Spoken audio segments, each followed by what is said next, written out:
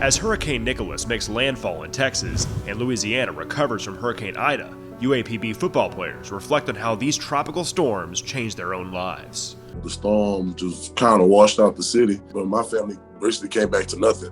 Just to see, our house, kind of flooded, losing everything basically, so. Quarterback Skyler Perry and wide receiver Tyrin Ralph are New Orleans natives, winning a state championship together at Edna Carr High School. Long before these two connected for touchdowns, their families tried to make ends meet as they picked up the pieces following Katrina. Man, I was 5 years old, but I was knowledgeable of the situation that was happening. So we kind of lost everything during Katrina, and we gathered up what we can, and we was blessed to leave 2 days before the storm actually touched the city. I actually relocated to St. Louis, Missouri. Some of my family actually never came back to New Orleans. I was about 5, 6 around Hurricane Katrina.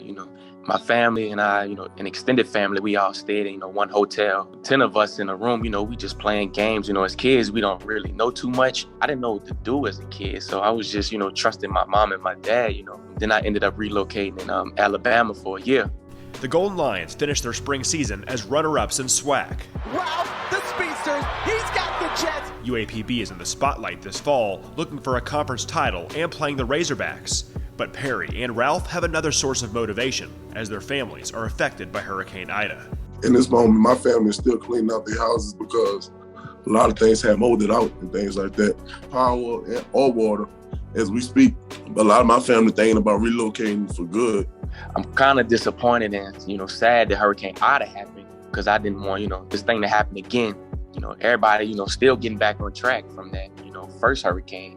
While their attention is still back home in New Orleans as families heal from Ida, Perry and Ralph's focus remain on winning in Pine Bluff, as a storm of their own is brewing in their chase for a SWAC title. I kind of put those things to the back of my mind, that keep me motivated and make me want to grind even harder. That's extra motivation on my back, kid from New Orleans, things are still going on.